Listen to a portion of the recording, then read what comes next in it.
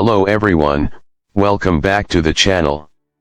Tonight we dive deep into one of World War II's most audacious engineering gambits, the I-400 class, the massive Japanese submarine aircraft carriers that looked like something out of a pulp thriller, capable of surfacing, assembling an airplane in minutes, and launching it into the sky from the deck of a submarine.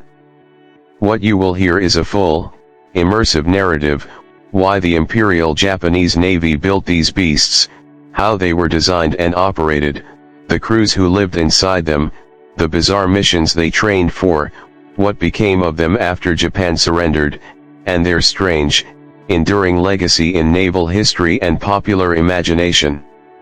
Imagine a submarine longer than a football field, with a rounded, watertight hangar welded into its spine and a 2.6-meter compressed air catapult on the foredeck. That hull concealed not just torpedoes and engines but an entire flight squadron folded into cylindrical space, wings tucked, floats removed, and tail surfaces folded tight. 3 specially designed Aichi M6A Seiran float planes in each of the largest boats. The I-400s were not normal submarines. They were strategic weapons platforms conceived to reach across oceans and project air power in places where surface carriers could not, a terrifying idea in an age when long-range strike options were limited. To understand the I-400 you must first understand the desperate context that birthed them. By 1943 to 1944 Japan's strategic position was deteriorating, its surface fleet weakened, carrier aviation attrited, and Allied advances threatened key lines of supply and staging areas. Japanese naval thinkers looked for asymmetric tools, ways to strike where the enemy felt secure. Early plans proposed daring attacks on distant targets, the Panama Canal escatoon locks to sever transoceanic logistics, Allied anchorages like Ulithi to sink carriers before they could launch further offensives. The submarine aircraft carrier, essentially a stealthy, ocean-spanning miniature aircraft carrier, promised a covert means to deliver a few decisive bombs or torpedoes on high-value targets far from Japan's shores. The idea moved from concept to blueprint and then into shipyards in 1943 to 1944. From a naval architect's point of view, the I-400 was an engineering compromise made impressive by its audacity. The boats ran about 122 meters in length with a beam of roughly 12 meters and a submerged displacement in the mid-6000 long-ton range, tremendous for a submarine. Their hulls contained enormous fuel stowage to grant the boats extraordinary range. I-400s were designed to cruise tens of thousands of nautical miles at economical speeds, enabling trans-Pacific sorties without refueling. Diesel engines powered surface transit and battery banks moved her underwater, but these were not intended for long-term submerged operation like a modern nuclear boat. The design privileged range, payload, and the unusual aircraft capability above submerged endurance. The hangar itself was a marvel, a watertight cylinder, about 3.5 meters in diameter, running aft of the conning tower and sized to house 3 folded Seirans.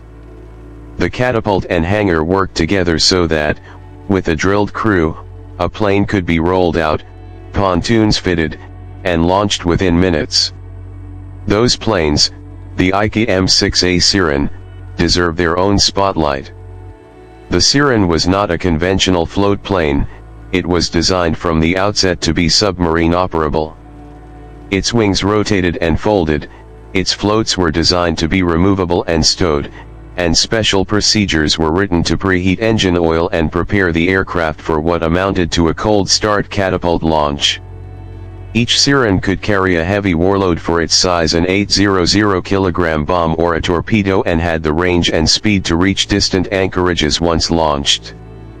The procedure for launch was brutal in its efficiency, crews trained to extract an aircraft from the hangar, refit its floats, warm its engine, mount it on the collapsible catapult carriage, and fire it into the night sky in a matter of minutes, all while an enormous submarine presented itself on the surface, vulnerable to air and sea attack.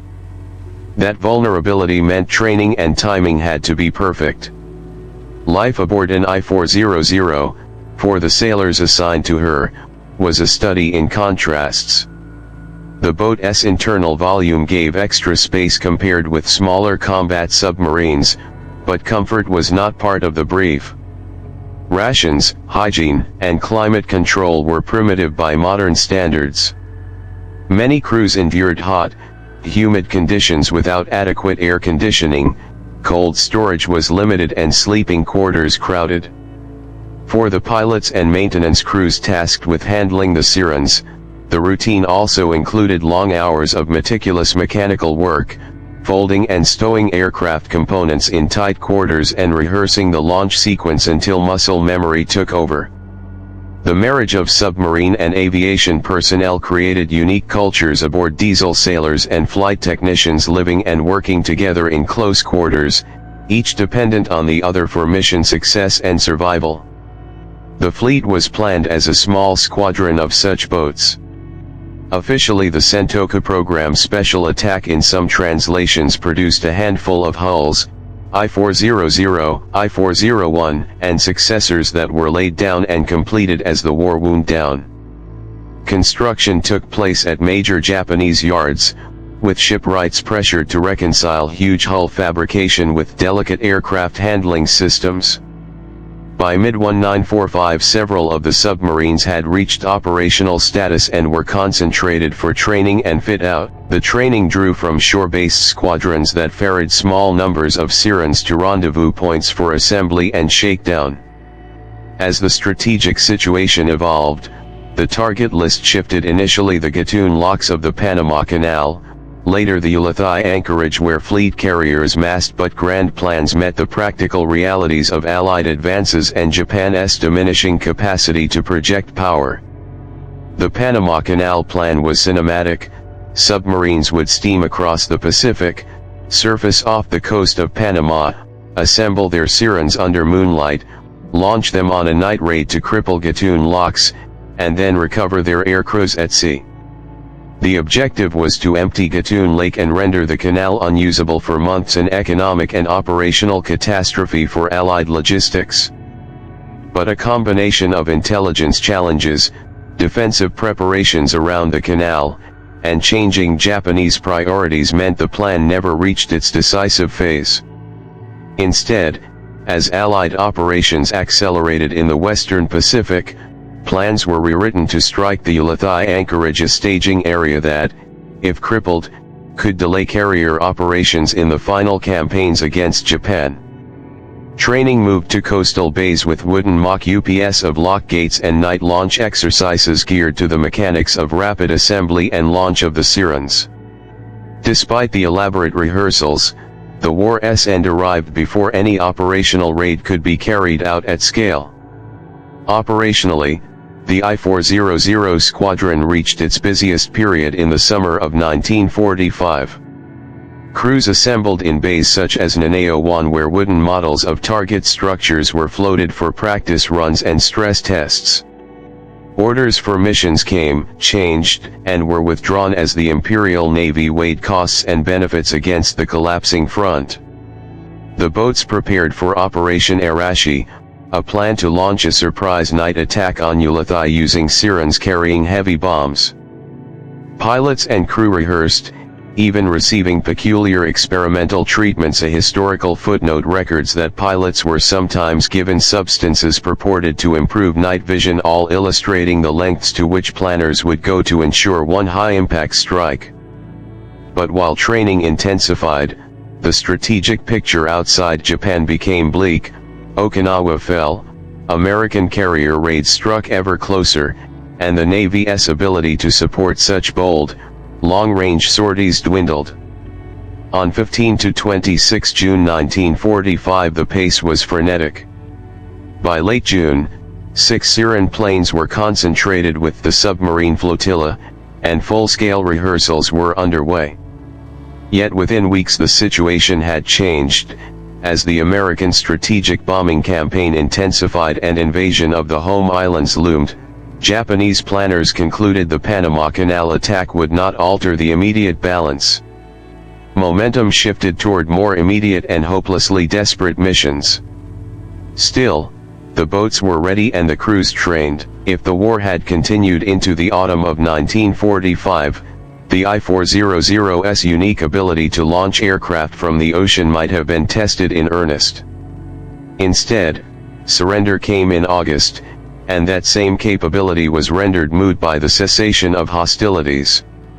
When Japan surrendered in August 1945, the I-400s found themselves in a surreal post-war limbo.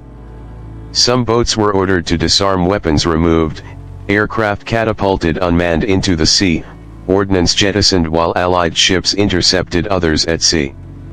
I-400 herself surrendered to American forces in late August. Prize crews from U.S. ships took charge and escorted captured boats back to ports where American engineers and naval intelligence personnel could examine them. The value of the submarines as technological specimens was immediate.